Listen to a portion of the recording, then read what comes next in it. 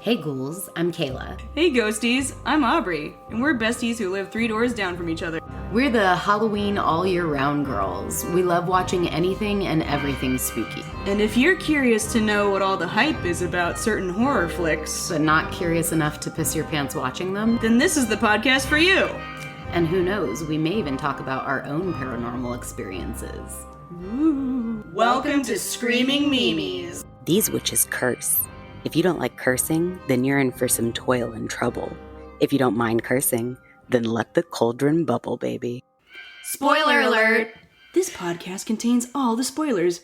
You've been warned. Goral, are you ready to start recording? Babe. Mm-hmm. She said I need to get some clacks in. Yeah. Can you get some clicky clacks? We can do the hello?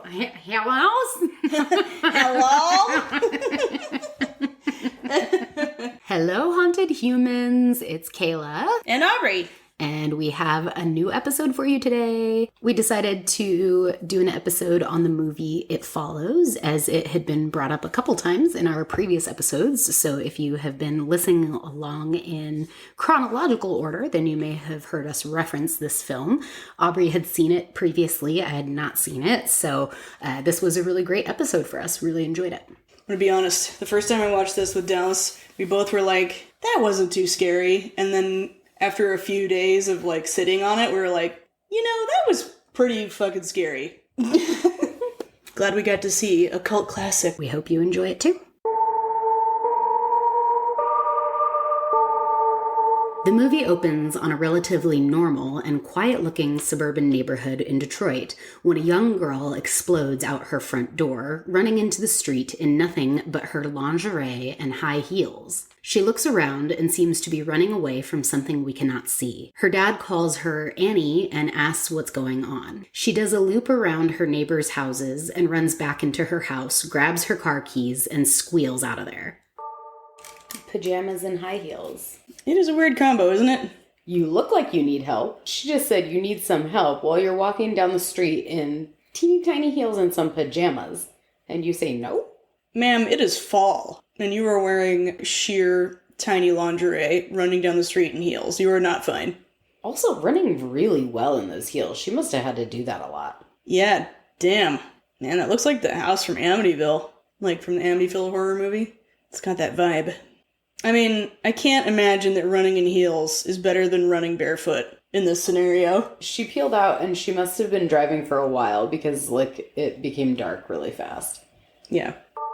Annie nervously answers her cell phone while curled up in a ball on the beach at the edge of the water. She drove her car onto the lake's beach and faced the high beams directly at her. She apologizes to her dad for being difficult and expresses her love for her family through tears. Scene cuts to her dead on the beach with her leg broken in a seemingly impossible way. Whoa. Mm-hmm. This movie has some gore. I definitely wouldn't say it's gorier than The Smiles, though. That's not really, like, what they're going for in this. I was just wondering what could make somebody's leg do that. Yeah, bend their knee, like, backwards. Also, I love the cinematography in this with the, like, voyeuristic viewpoints. It really plays into the whole vibe. Yeah.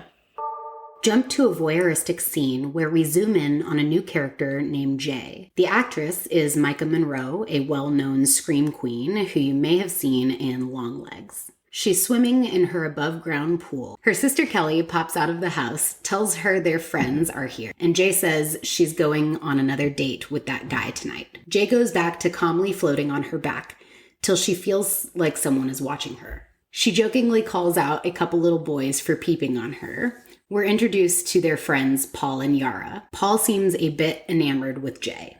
Jay gets dolled up for a date. Speaking of United States of Terror, that kid was in it, right? Yeah, he's also in that Atypical. Yeah. That was a good show. I love that she has a clamshell Kindle. That's so cool. Looks like a little compact. Do you recognize that girl from Longlegs? Yeah. She's kind of a horror darling, too. She's in a lot of horror movies.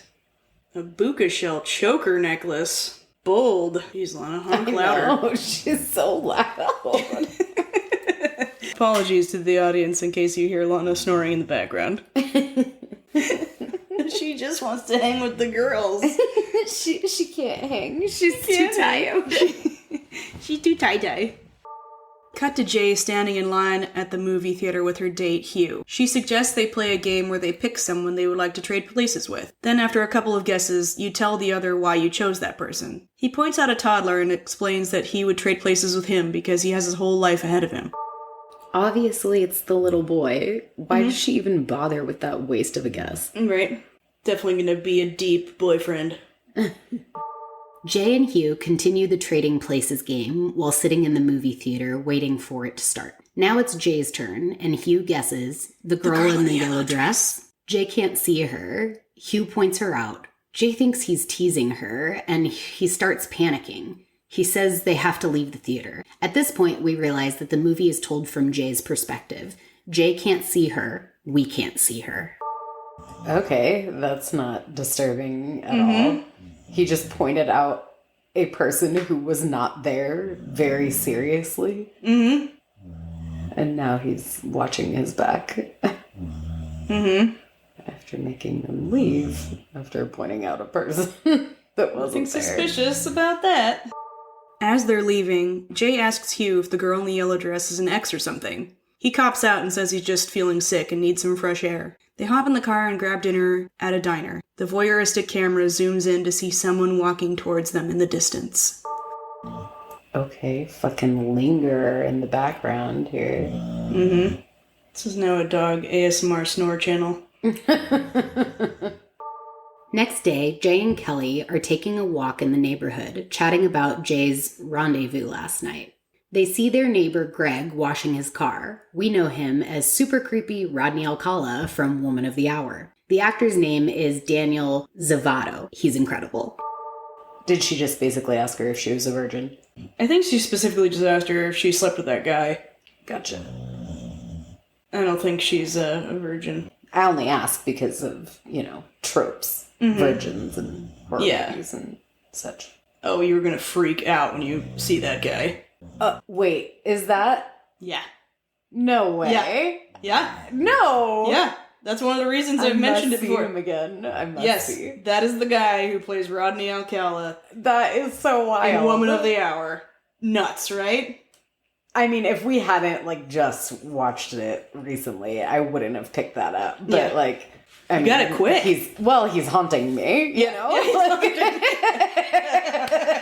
I mean, when they're in the forefront of your nightmares, it's easy to remember a face. You're more likely to pick them out of a lineup when they've hurt you. Yeah.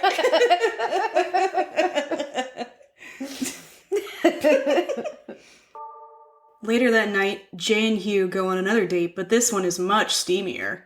Cut to them squinking in the car near a forest and abandoned building. I call him Huge Jackman. I'm sorry, I had to do it. No, it's so great. I love it. Shout out to any Two Broke Girls and Jennifer Coolidge fans out there. Jay Coolidge. Okay, I don't know where they are exactly, but it seems like they've made it clear that they're next to a body of water. Yeah, I believe it's somewhere in Michigan or something like that. Okay. Somewhere where there's lakes. Got it. I just wasn't sure if we should be concerned about the tide because they don't seem to be concerned, and I'm always concerned about the tide. Oh, yeah. I have never had sex in the back of a car in the middle of the woods, and I don't think I would. Yeah, I mean... It just seems scary. Yeah. I don't know anybody who wants to do that, but yeah, maybe, I guess, teenagers, their hormones take over it's such their a trope. fear, but... Their doors aren't even locked, dude. What? That's wild to me. Look at that. I just wonder if, because I wasn't having sex as a teenager, if that's just a me thing that I don't understand. That whole let's be in the middle of nowhere and I feel the same way. Do it in the car kind of thing. But listeners, let us know. Do you like to do it in the car in the middle of nowhere? Also, want to mention, with the light on inside. Yeah, that's also weird. Any peeping Tom could peep on you. I was not expecting him to try to kill her right now. Don't worry. He's not trying to kill her. Chloroforming her, whatever. Yeah, I mean, I'm not saying it was a good move. And I'm not saying it was a morally good move. No, I'm just surprised by it. I was not expecting that. It makes more sense soon. It's fucked up, but it makes more sense. I hope you keep at least a couple hunks. Next thing we know, Jay is strapped to a wheelchair in her undies inside a condemned building. Jay wakes up and Hugh starts explaining the rules. He knows she's not going to believe him, but he needs her to understand what he's saying. The thing will follow her, and no one else will see it. Someone gave it to him, and now he's passed it on to her in the car. There's only one of it. It can look like anyone, someone you know, someone you love, or a stranger in a crowd. Whatever lets it get closer to you. He encourages her to just pass it on to someone else. Tied to a wheelchair? In your undies? He is wigging out. If it kills you and then you just leave her there tied up? A clearly unsettled Hugh seems to be waiting for something. He peers into the darkness and sees someone approaching the building. He drives Jay over to the edge of the building so she can see the follower. It appears as a naked woman. The follower eventually makes it up to their level, and Hugh shines a flashlight on the naked woman as she walks directly towards Jay. He tells Jay that he is doing this to make her believe him, and if the follower catches her, it will kill her. Then, it will find him and kill him too. Jay is hysterical as Hugh runs her out of the building and says to always have more than one exit, and that it's very slow, but not dumb. They peel out of the parking lot. Like the monsters from It Always Walks. Always walks. Okay. Does that creep you out? That's creepy. Yeah. I know, like, on paper, being like, oh, this is a movie about a sexually transmitted demon sounds really stupid, but this movie is great. While Kelly, Yara, and Paul play cards on the front porch, Hugh dumps a frantic Jay in the street in front of her house and speeds off. Cut to Jay giving that 1,000-yard stare while lying in a hospital bed. The cops investigate the scene of the crime. Then we see Jay passed out in her bed. They waited way too long to react. They're still waiting way too long to react. Yeah. What is going on? Well, this is going to be a weird one to explain to the police. Mm-hmm. What a strange scenario, though. It's like, luckily, it was consensual, but then very quickly became not at right. all. Yeah, right. It was like the sex part of it was consensual. But obviously, she didn't say yes to the getting strapped to a wheelchair and abducted part. A bologna sandwich, a pickle, some Doritos, and an aspirin. Pathetic. Lunch of champions there. Get that girl some pho immediately. Yeah, right. Jesus Christ, it's just a fucking ball, and I still jump as if I just saw a ghost. Right? Hey, Kayla, calm down. Every time in therapy, when I do my questionnaire, and it's like, have you been extra jumpy? And I'm like, always. Yeah, right. Always extra jumpy. I'm always jumpy. Max is just walking around in the house, sneaking around in his socks, and comes around the corner, scares me. We overhear Jay's mom and a friend chatting. The friend asks if Jay caught something from Hugh. The mom replies no, then says he used a fake name to rent a house in the city, and the cops haven't found a thing. Jay, feeling different, is checking herself out in the mirror to see if anything has changed. Jay goes to her college class the next day and finds herself spacing off into the window. We see that Greg is taking the same class and clearly checking her out. Jay notices an old lady walking directly towards her across the campus. She picks up her bag and rushes out of the room. Can't believe she went to school. Yeah, I was just gonna say that the way that we just like so quickly get back to life after traumatic events is sad. It is. Yep, it is what you think it is. See, she's waiting to see if the old lady interrupts those people, but they don't see her. Is she in college? Yeah. There's no way the professor is like, excuse me, as she gets up and leaves. No. I didn't even go to college and I know that shit. Yeah. Calling bullshit on that. Oh my gosh, this is creepy. Mm-hmm. Can you imagine the weird combination of feelings it is to be super paranoid, terrified of people, agoraphobic, and claustrophobic? Ugh, that part always gets me good. You get chills? Yeah, it's really creeping me out. Mm-hmm.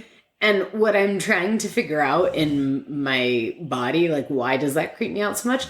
Like, I'm thinking my way into scary stuff was zombies, right? Like, I was a big zombie fanatic. And I always thought come zombie apocalypse, I hope it's the slow walkers, right? Because the fast zombies scare the shit out of me. Like them World War Z zombies. That is so fucking terrifying. But yeah, I don't know why in this scenario it's so much creepier. I think it's creepier because no one else can see it. Yeah. So it's like, is it a folie à deux? Like, is it a madness shared by two? Like, right, yeah. You know? Like, did he just tell her what to see and now she just believes it and she's like, oh, I'm crazy now? Or is it really a sexually transmitted demon? Jay drives over to the ice cream shop where Kelly and Paul work. Jay comes to grips with what she saw and starts telling them that she believes what Hugh said and explains exactly what just happened at school. Kelly asks Jay to tell her mom and Jay refuses. Paul offers to stay over tonight. Kelly and Jay in unison say, no! Then Paul says he would obviously stay on the couch and stay up all night to keep an eye out. Jay agrees to that. Her ice cream looks good. Yeah, we should have some ice cream. He's trying so hard to not try so hard. Look at these great friends. I mean, one of them is sister, but... I mean, yeah, that kid definitely has a huge crush on her, but he is not, like, a threat. Yeah, he is, like, trying to be helpful. Yeah, he's not... He has a crush on her and everyone knows it, but it's not like a incel vibe kind of thing, you know, or like...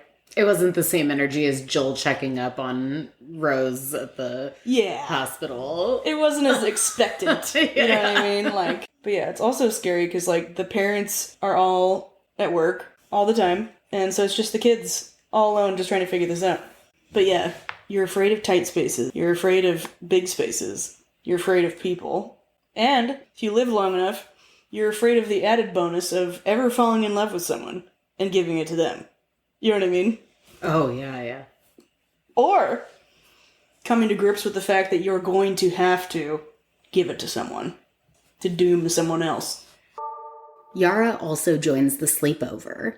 Jay comes downstairs to find Paul watching old black and white movies and tells him that she can't sleep. He invites her to sleep on the couch. Paul says that he hasn't slept over there since they were kids and says he likes spending time with her. Jay agrees, then they reminisce over some childhood memories. Jay mentions that they were each other's first kiss. Oh, my feet are so cold. Let me snuggle my feet under you. Right? That's such a term of endearment, though. I always snuggle my feet under everybody. My feet are the freezing feet.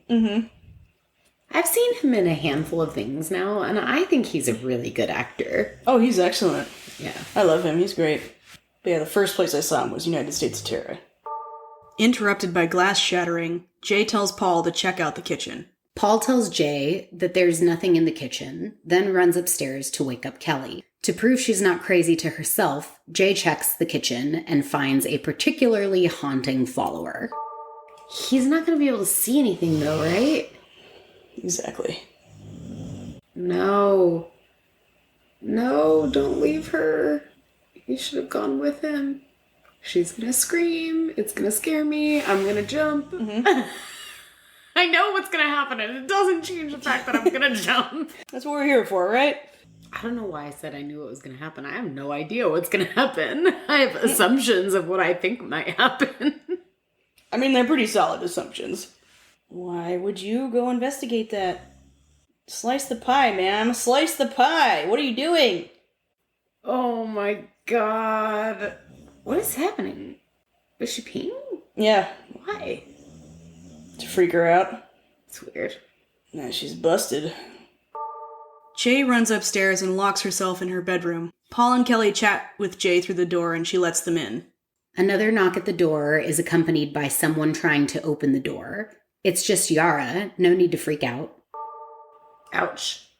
Oh no, why did you go up? Why did you go up? Go out. Girl, you better pop a window. Don't open that door. It's gonna be standing right there. Don't. Yep. See, it's all fine. It's not fine. No, it's not fine. Oh my gosh. Oh my god. It didn't respond. Don't answer the damn door. No. Oh my god. Yeah. God. Oh, Jesus. Where did they find that guy? I know. He's like 8 feet tall. That's why I was holding your hand earlier. I was like, girl, it's coming. Whoa. That guy always gets me. Also, like, I mean, I gotta say, if they're gonna believe what they think is this delusion, then she needs to at least be like, okay, we need a secret code word. Because she doesn't know if it can talk. Yeah. She doesn't know that for sure. They need some sort of code word, because that friend, she was like, yeah, it's me, Yara. That wasn't very convincing. Yeah. But that's clearly because she thinks she's full of shit. Jay screams, climbs out the second-story window, and leaves her friends in the dust. Greg is busy macking on a random girl in a car in his driveway, as he spots Jay take off on a bicycle in her jammies. She finds a decently lit park and sits upon a solitary swing. Kelly, Yara, and Paul find Jay in the park, and Greg walks up to check on Jay. They explain to Greg that Jay is freaking out because someone just broke into the house. Greg asks what her date the other night actually did to her. Jay brushes it off and says that she has to find Hugh. Greg volunteers himself to drive the gang to find Hugh. They found themselves in a particularly desolate neighborhood in Detroit and spot the house Hugh rented. The doors and windows are all newspapered up with strings of cans lining them to alert when someone enters the house. They start investigating the rundown hideout. Why does she think she's safe here? I think it's because she has plenty of sightlines, escape routes. Also, she rode her bike, and it has to walk, so she has at least double the time to get there. Okay, so we're to assume that it just is a continuous Yes. loop. It is continuously walking. So if she was to, like, drive out of state, It would walk there. so she could give herself time is all. Yes. Cool. I was kind of curious about that earlier, but I was like, oh, we'll kind of get there. Yeah. Ride me, Ocala. The neighborhood, it looks very much like where the kids live in Stranger Things. Yeah, well, I think this is supposed to be, like, the same kind of time. Well, they have cell phones, and that girl has that clamshell Kindle. Oh. I know. I've thought that before. Where it was like, oh, maybe this is supposed to be the 90s or whatever. But no. They just have outdated clothes in 2014, 2017? When did this come out? Yeah, 2014. Or this is just one of those, like, the styles came back around and, like, we're just like, oh, okay, yeah. It's like, in our brain, it's still styles from the, like, 80s. And in youth's brains, it's styles from the, 2010s. Mm-hmm. Is that a thing? Oh, my God. No, Are we that old? I understand what you're saying. But this is in 2014. And these retro throwbacks that they're all wearing, those are all things that are popular again now. Yeah. They were not popular in 2014. So we have questions. I think they're just trying to say that these kids are, like, not high up on the socioeconomic ladder. You know what I mean? Like, they have a bunch of hand-me-downs. Their parents, they're latchkey kids because their parents are constantly working. Like, I think that's what they're trying to get across. Are they really expecting to find that guy there? I think they're expecting to find some clues where to find him. Oh, okay, that makes more sense. God. All right, well, my heart rate just spiked. Yeah. And all that happened was fucking rickety-ass drywall fell through. Gosh. The horrors of home carpentry failures. That's what I'm saying. Like, they keep the tension really high for this movie. They do such a great job. Yeah, I definitely felt my heart rate spike, for sure. And this kid has an eye for the vintage porno mags. Who would sit on that bed? Seriously. Dumb teenagers. I wouldn't touch a bed in an abandoned house that's, like, on the floor with a 10-foot pole. It's so gross. All the tissues around. They find a photo hidden in a dirty mag of Hugh and a girl that kind of looks like Annie in their varsity jackets. They determine that he must be from Lawson High School, and they go investigate. They find out his name is Jeff Remen, and decide not to report him to the police, but to pay him a visit at home instead. Seems weird that that picture would have been in that mag and that it would have been left behind. Yeah. I guess that guy was just really freaked out. Just bailed. Because, like the mom said, he rented a place in town for, like, a month or whatever. Yeah. Like a short-term rental. This school they're going to isn't the one that they go to, you know? Right, yeah. So this guy very much wanted to put some distance. Yeah, it just seems You know? to me like if you're like doing this kind of thing and you're bringing a photo with you, you're thinking that this might be the end for you, you know? Yeah. And if you're running away from the situation, hoping that it's finished, I don't think you're leaving the one thing behind that you brought with you for some reason. I just feel like you would have it on you, you know? Yeah. It just seemed a little odd. That's a good point. I don't know why behavior is interesting to me. I guess it's all the criminal minds. Yeah, right. You'll be a profiler yet, babe. They sit in a circle in the backyard while Jeff explains more about the follower. He encourages Jay to just sleep with someone and pass it on. Jeff says that if it kills her, then it kills him and goes straight down the line until it finds the one who started it. Greg speaks his mind, saying that Jeff is full of shit. Yeah, look at that McMansion. See, this guy comes from means, which is why he was able to rent a house from a different town to get rid of his demon problem. Why isn't he like, do y'all see that person walking towards us? He will. Okay, great. At night, Greg drives the gang up to his family's summer cabin on the lake. They have a peaceful sleepover, feeling a bit of normalcy. Greg wakes up bright and early to find his dad's tackle box with a revolver inside. They set up a little shooting gallery for Jay to practice. So how far away did they drive, do we think? Like a few hours? Yeah. I'd say a few hours. How's your opinion of his character so far? Curious. Suspicious, just because, you know. Yeah, like... I feel like the only other thing I've seen this guy in. I have literally that exact same tackle box. Weird. Do you have a snub nose in it too? No. What do you think is more paranoia-inducing? Keeping the demon and running away for it for the rest of your life? Or passing it on and never really knowing if anyone around you is the demon? Like, if at any point, you know... Yeah, it I kicks think back I up would the ladder. rather keep it and know that I'm running. Kelly, Jay, and Paul are sitting on the beach facing the lake. Greg's taking a moment to drain the snake, and Yara is in the distance, floating in the lake. They're relaxing as much as they can, given the circumstances. We do a double take, seeing the follower taking the form of Yara come up to Jay and pull her hair. Kelly and Paul see her hair floating above her head. Paul tries to fight the invisible force. Greg notices the commotion and starts running back towards them. Oh Yeah. my gosh. You've got to be kidding me. There's no way, right? It's only been not even a day. It would take somebody days to walk the hours that they drove. There's the other girl. So it ain't her. Yeah. Oh, jeez. Just fucking threw that kid like a rag doll. Still questioning, how does this make sense? Jeez. Yikes. That kitty's got claws. Right? Kelly, Paul, Jay, and Yara bolt into a boat shed, leaving Greg outside dodging stray bullets in the background. Jay manages to clip the follower's neck. It goes down just for a moment and gets right back up to the pursuit.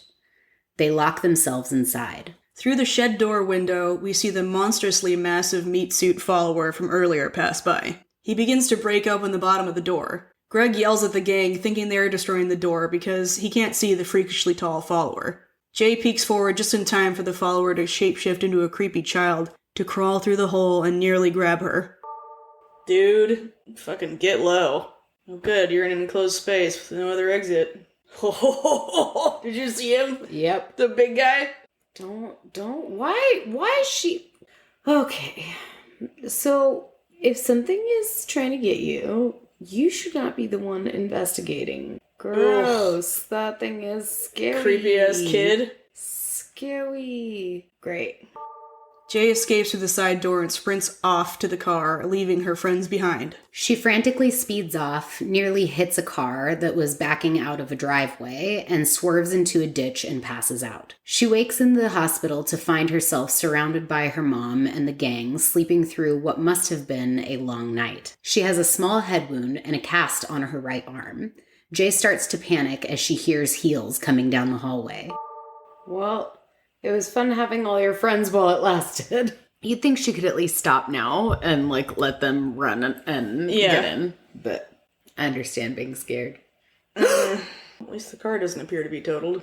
I mean, I think she freaked out because she realized, like, she shot it and it still just got right back up. Yeah. She's like, oh, I'm gonna have to live with this for the rest of my life. That walk is way too fast, girl. Calm down.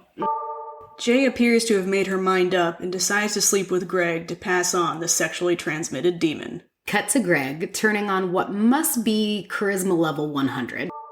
Okay, I was thinking that a funny song for them to play at the credits would be, round, round, get around, I get around. Ooh, I get around. She gets around. Right, She gets around. Pretty funny. Yeah. With a sexy demon. Boo, boo, boo, boo, boo, boo. Oh, man, that would be funny. Okay, so we're in the hospital. They just made eyes at each other. Mm-hmm. And he didn't say anything like, oh my god, you're awake. Like, they just made eyes. And so I'm assuming that we're about to see them about to do some stuff. Yep. There you go. Spidey senses on point tonight. I just, like, I don't understand. He's just like, okay, I'll take it. Because he doesn't believe her. Oh, he doesn't believe her. Mm-hmm. But he's just like, He's just here to bang. All right, well. Yeah. We have no idea how long she's been out. She's just like... She's just woken up in hospital. Who knows how long. God, that's gotta be like the most Sahara desert down there, is all I gotta say. Like, how do you, like, get excited to pass this on to somebody? You know what I mean? Like... But, see, here's the problem. If he doesn't believe her, then, like, he's not gonna believe that this thing is gonna kill him. And then if it does, then it just is back after her again, right? Mm-hmm. I believe you. I just don't think I could have it. Mm-hmm. I think I'm immune. Yeah, right. That's the most, like, young person thing to say. Like, right. He's having a grand old time flirting with a couple of girls there, and although it's unclear if he actually did pass the follower on to them, he clearly isn't worried about the follower. Everyone is back home now, and we find Jay recovering with her cast in the pool. Greg comes by to check on Jay and is stopped at the door by her vanguard, Paul, Kelly, and Yara. He's not allowed in, and they question him about whether or not he's seen the follower. They try to convince Greg that it's real, to no avail. In the water with her half-casted arm? That's a good question. Why is she in there? She can't float. It's not deep enough. At least I'm pretty sure I remember that he doesn't believe her. I could be wrong. I mean, he didn't seem very convincing right now when he said that he believed her, so that's fair, even if that's something that you just thought on your own. What about the huge gash marks on that kid's stomach from the demon, like, swiping him away? And also, like, this guy clearly hasn't thought it through. He's like, okay, well, that means that, you know, I can come back and, you know, maybe I can have sex with this girl again. And it's like, oh, no. No fucking way is she going to say yes to that. You know what I mean? So he hasn't thought this through at all. He got one pump of passion. Yes, yeah, exactly. One unpleasant evening in a hospital bed. That night, Jay is watching the front door and sees the follower dressed as Greg break into his own house. Follower Greg picks up a rock, shatters the front window, and climbs in.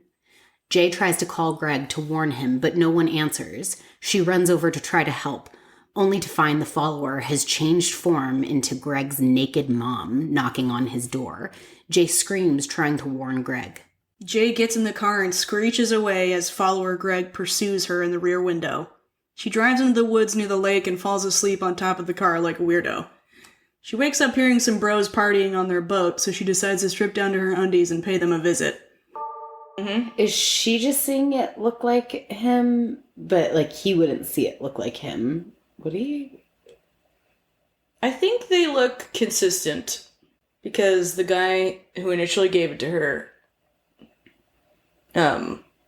told her who he thought it was, I think. I think he thought it looked like his mom.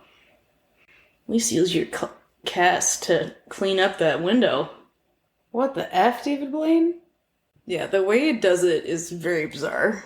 It's like, clearly they're not having sex. He wouldn't have sex with his mom. Right. You know? So it's just like unconsensual grinding with some strange electrical pulses and strange ooze.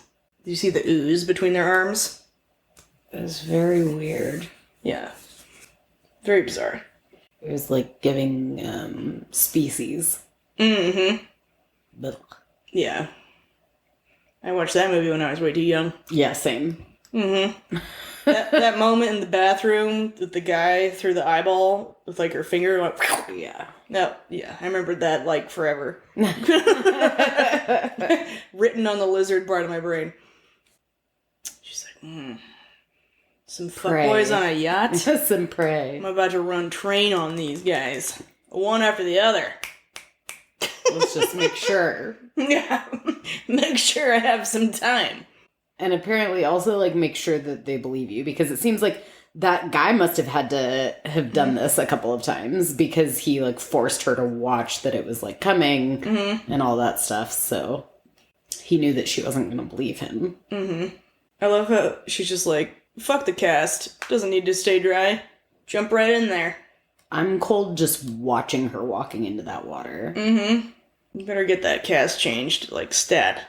I fucked all 3 of those frat boys for the greater good. Can you imagine what the military would do if they got a hold of this? All of the honeypots they would make into missions. Paul comes to visit Jay and offers to take the follower off her hands. Paul says he likes Jay and wants to help, so why did she go with Greg? Jay says she thought Greg would be a good choice because he wasn't scared and they had already boinked in high school, so it wouldn't be a big deal, insinuating that sleeping with Paul would be a big deal as he holds her hand and tries to give her a kiss. Good luck at the Bad Timing Awards, Paul. Paul has a brainwave and asks Jay if she remembers where they first kissed. Paul, Jay, Yara, and Kelly jump in the car and head off. As they pull away, Jay sees a very naked man standing atop her roof, a la Hereditary, staring at her. Oh, Paul. Swing and a miss. Mm-hmm. Yeah, the guy's like wearing a loincloth of hair. Yeah. God. At least you can't see anything because of it. Yeah, luckily, it's like, yeah, I don't want to see some rando's dung. So what exactly are they doing? They're going to the pool where her and Paul kissed. But okay, like, why? They are in Detroit. They have a plan. That's why they're going there. Okay, but they haven't relayed the plan yet. No, Okay, no. so I'm supposed to be in the dark here. Yeah. Okay. They break into the pool hall. Super easy. Barely an inconvenience. The gang hooks up a bunch of electronics and sets them along the edges of the pool. Jay slowly enters the middle of the pool and waits for it. Kayla nearly kills me. Such a creepy pool house, right? So yeah, creepy. it seemed like a old school of some sort. Yeah, right. She's just gonna kill herself or what? She's like live, laugh, toaster bath over here. Live, laugh, toaster bath. I haven't heard that before. Did you just make that up? No, I wish. God. I saw it somewhere and it stuck in my brain forever because I had the same reaction you just had. I thought it was the best thing I ever heard. That's hilarious. I shouldn't be laughing this hard. No, it's pretty good. I shouldn't be laughing this hard. And like, you're right. That's what she's gonna do. Like, oh god. Except there won't be any living or laughing. Jay sees the follower and it starts circling the pool. Paul asks Jay to keep pointing at it so the rest of the class can keep an eye on it. The follower starts throwing electronics at Jay. Luckily their plan didn't work because Jay wasn't electrocuted. Paul starts shooting in the direction Jay is pointing, but the tension is high and Jay is constantly dodging electronics the follower is trying to brain her with. Paul accidentally grazes Yara in the leg. Kelly has the brilliant idea of throwing a sheet on the follower so everyone can see it. The sheet outlines the follower, sending a shiver down our spines, like in The Conjuring. Now that Paul has a clear target, he executes the follower in the head. It falls into the pool, and the sheet floats to the surface. Jay struggles to get out of the pool, and it's clear that the follower isn't dead as it grasps Jay's ankle, dragging her under. Paul rolls a natural 20 and somehow headshots the invisible follower. I know what they're about to do here, but I also feel like I would have done a couple of tests before this. Like, in The Conjuring, they throw a sheet over it, and then everybody can see it. Maybe, just carry a can of spray paint. Maybe that would work. Maybe then everybody can see it. Throw some flour in its face. Just spitballing. And that cast is gonna be so fucking grody when she gets it off. So was their plan that it would follow her into the water, and then she would get out, and they would electrocute the water? Yeah. Why would they think that would work, though? If she shot it in the neck and it didn't die? I'm sorry, that thing just threw a boob tube at her face and she's not dead? Yeah. Press F to doubt. Oh! Why are we doing this whole gun thing when we know that doesn't work? Yeah, here we go. That's scary. Those things scare me a lot. Yeah, but what's your plan now? Because that didn't work clearly as all that stuff. Oh, she's going to get pulled back under. Yep. Great. This seems really safe. You're going to shoot your friend in the fucking head. She's like, don't mind me. I'm just bleeding out over here. Yeah, right. 'Tis but a scratch. Oh, so she sees all the blood, but they don't. So did they see the blood when it splattered on the wall? I don't know, and I don't understand. It's really weird that we just cut from, her seeing the pool filling with more blood than is in a human body to just, now they're doing it on the couch. Yep. With the door, pegged closed with the chair. Yeah. They're still concerned. So, what? He's so scared he's not even enjoying this. I don't know about that. I mean, he's scared of her. Yeah. He's so scared because he's wanted this relationship for so long. Yeah. He's like, but at what dark, twisty don't move, cost? Don't freak her out. Right. It was monkey's paw situation. He wished he'd be Do you with feel her. any different? I hate myself a little bit more.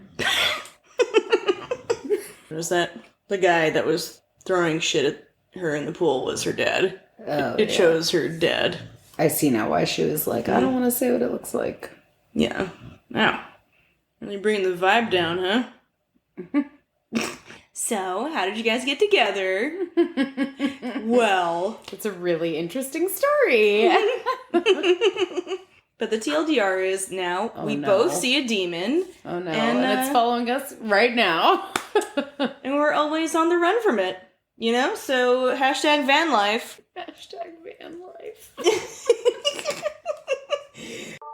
Back in her bedroom, we see Jay lying in bed looking at a family photo.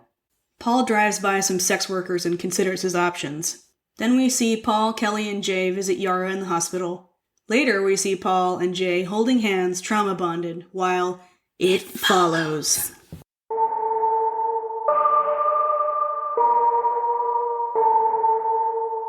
So, what'd you think? Wow. Well, that is haunting. Definitely scared the crap out of me as far as there are many moments where I'm like, oh, feeling it. Yeah. The hair on the back of my neck standing up. Kind of. Oh, I feel like it's following me now. Yeah. You know?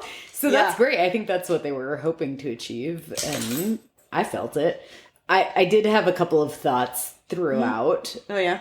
Of this is reminiscent of once you give away the flower, you can't take it back kind of thing. But within the sense of, we're saying a sexually transmitted disease. It continues to haunt you. Yeah, it continues to haunt you, and you can then create a haunting for somebody else.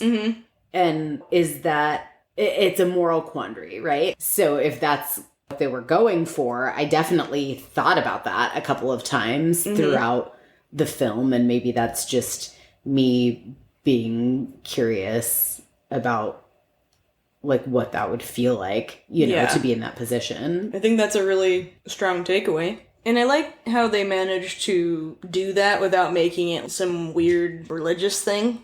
You know what I mean? Yeah. It's definitely more about what you're imparting upon someone else, not about your virtue. Yeah, right. I think they did a really good job with, like, presumably a pretty low budget. What I don't appreciate about that whole metaphor is just that it becomes another shame vehicle, really, you know? And I'm not really about shame for sex. I think that's, like, I think it's a big problem, and it's something that is very Americanized, is shame around sex, you know?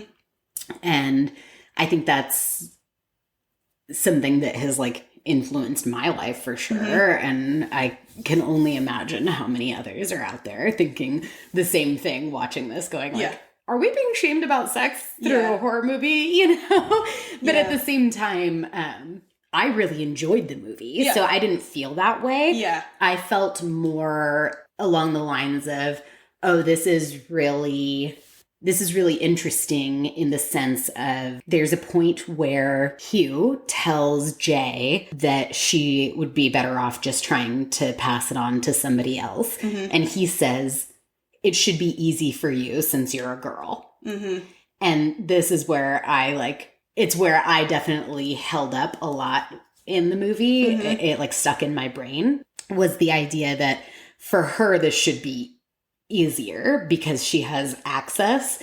Whereas, like, the idea of the follower and everything, it's no, this is something that sticks with. It's not easy at all, you know? It's not easy to pass something on to somebody that's going to stick with them. Even if it's just a memory of an intimate time, you know? And so, I mean, more power out there to anybody who can just have casual sex and it mean nothing, literally mean nothing. But I think that's so much more rare than we actually like to believe, you know, that we actually like to admit. So it was a really interesting idea to me that he's kind of telling her it should be so easy, just find somebody to sleep with, right? When it's so much more than just pass it on. It's like, this is... You're condemning them. It's condemning them. And then it's also the haunting decision, like we had discussed during our viewing, is what's more haunting, what's more tragic, like keeping it and always running from it, or never knowing if it got somebody and is now coming after you. Right? So just really interesting all around. I thought it was a really fantastic film in the cinematography of it. I know we talked about that a little bit, and it definitely gave you that haunting vibe with, like we mentioned a couple times, the voyeuristic viewpoint, you know, but just that viewpoint of almost the follower, right?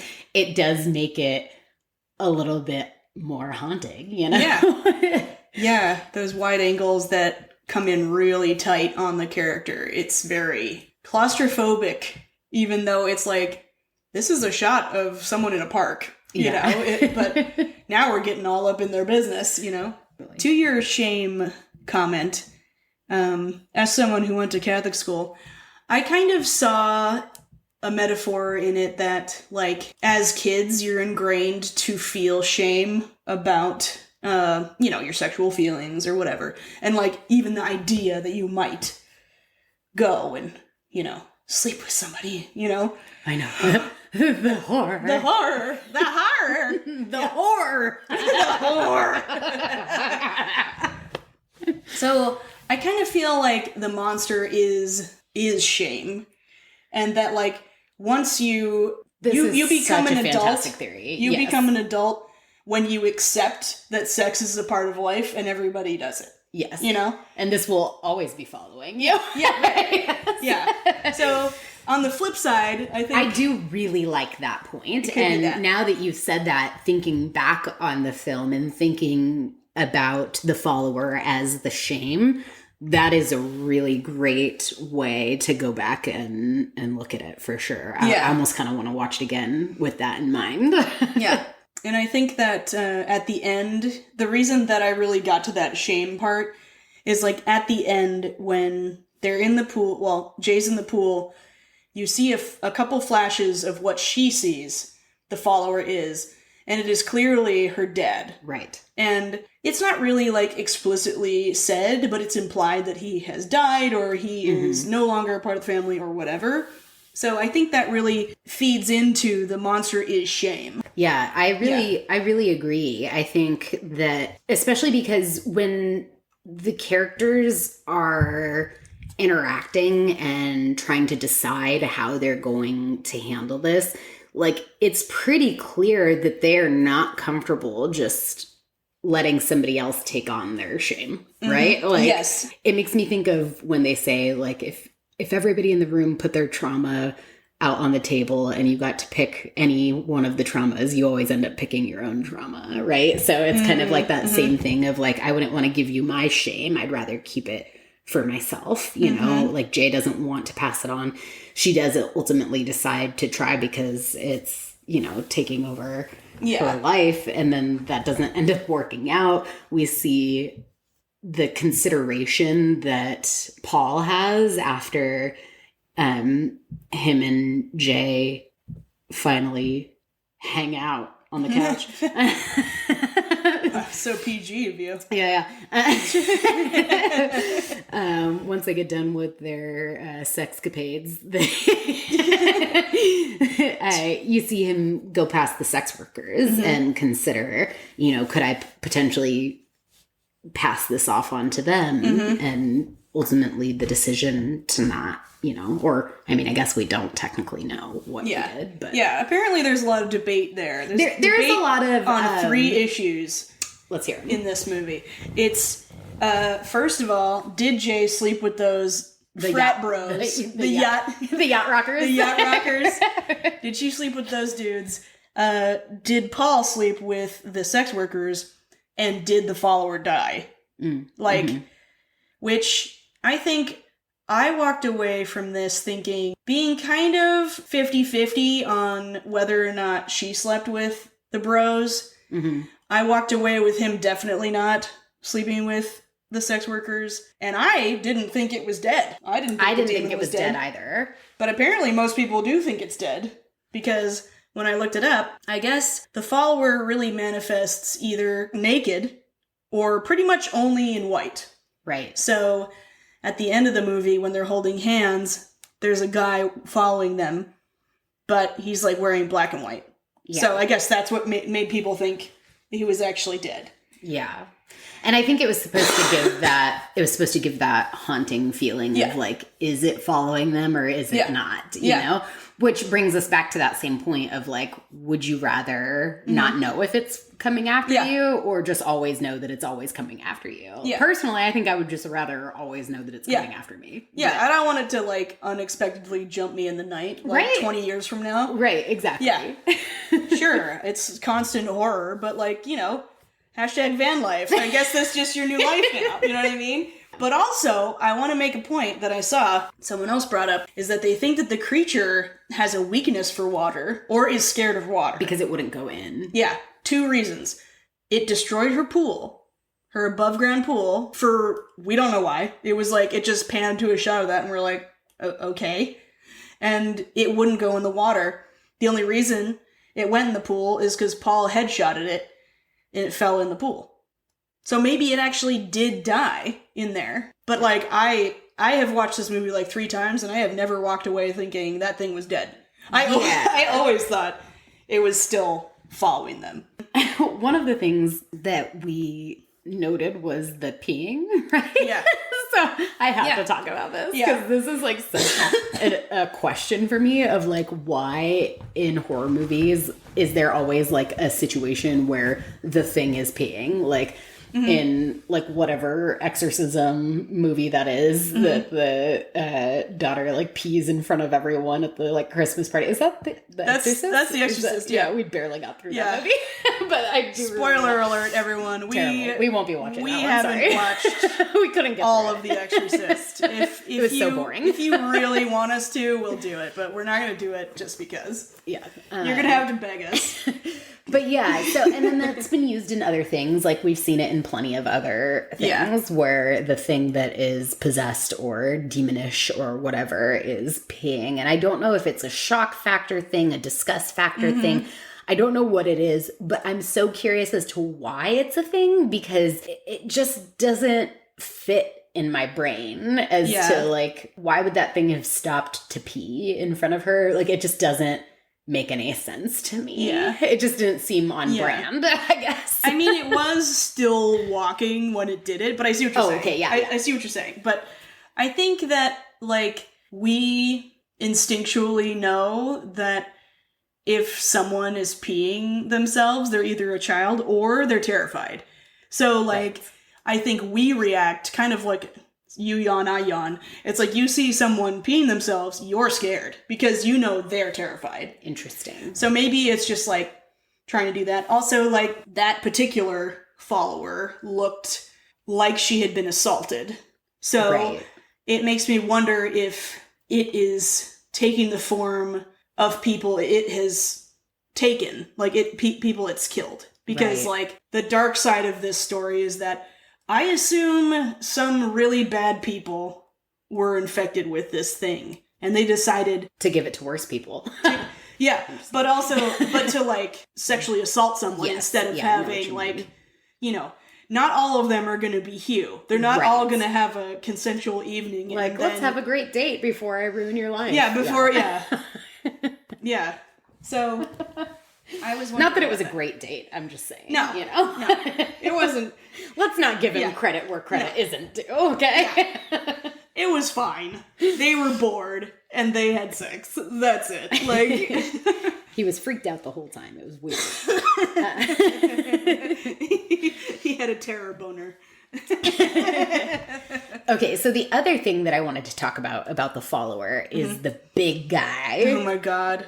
Okay, so we need to look up if that guy is real. First of all, the fact that we both reacted as if that was a real human being is so funny. Like, we were so bought in to the movie that we were just like, where did they find that dude? Yeah. You know? I gotta know. That's really, really funny to me. He's like 9 feet tall. Like, holy shit, he was terrifying. But he was 9 feet tall and it was fucking terrifying. And that is something that actually does scare me. So this is something that's used in horror movies a lot too, is the overtly large humanoid, right? Mm-hmm. So we have the Hat Man in Haunting of Hill House. Mm-hmm. We have...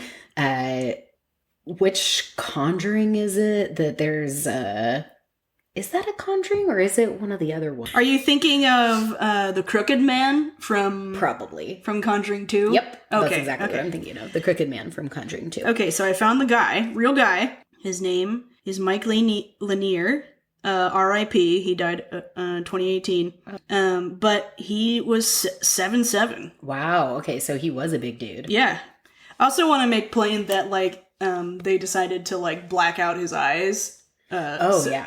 So yeah, he wasn't just tall and ever present. He was also looked. Yeah, he was scary. Yeah.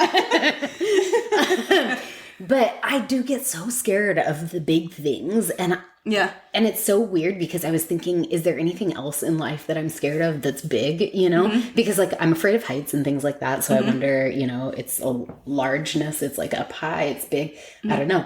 But then I'm like, no, you know what it most closely relates to is my fear of whales. I don't know why I'm so scared of whales. I still want to go and see whales out in the ocean and stuff, but it scares the shit out of me. Yeah. And it gives me the same kind of scared feeling that I feel when I see those big monsters, you know? Yeah. And I have reoccurring nightmares about like a big, almost like Godzilla-like monster, which is so funny because like in my brain, Godzilla does not look like a scary monster to me. Like, I'm just like, he looks like a cute little dinosaur. Like, you know. Rawr, yeah. Like, you're so cute with your tiny little arms.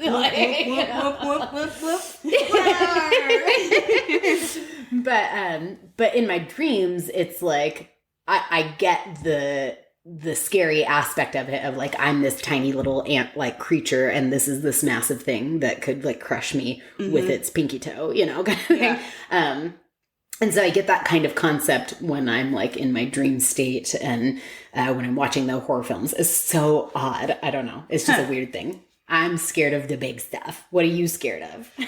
Well, I was definitely scared of him. Yeah. Yeah, he's definitely freaky. I think just in general, the incessant following.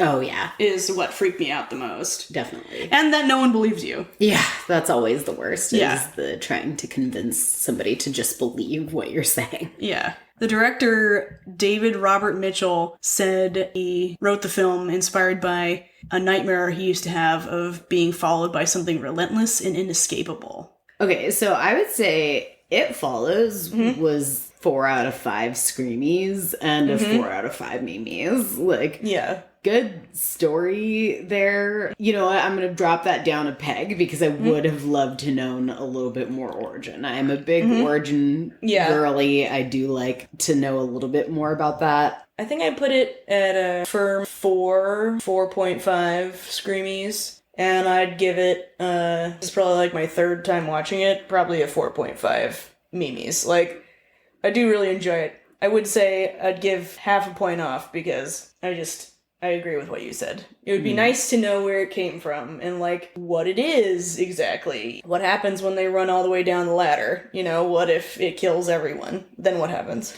Right, yeah. So just keep going, just finds a new person and starts with them. Was that the purpose it was conjured for, or does it, like, disappear after that? Right. There's something that I thought was a little interesting towards the end there that hit me is, so the guy at the beginning who came to, like, hook up with Jay to pass the thing on, he is, like, in his opinion, scraping the bottom of the barrel to get rid of this thing. Like, he's gone to what he is deeming as, like, a lower class part of town to go, like, find some girl that he thinks he can, like, easily hook up with and pass this thing on to. Well, I can pass it on if it's, you know, if I deem this not to be this equal part. Like, if they're not equal to me. That's a good point. No, I see what you're saying. I considered. I see what you're saying. Well, I could definitely see why you were reminded of this movie many times through some of the other movies that we've watched, and I'm glad that we watched it. It definitely is going to have me thinking for a little while. It Follows. You can find it On Amazon Prime currently. on Amazon Prime. Oh, hey, you know what? This episode is going to be released on Christmas Day. Does it? I'd say Merry Christmas, but not today, Santa.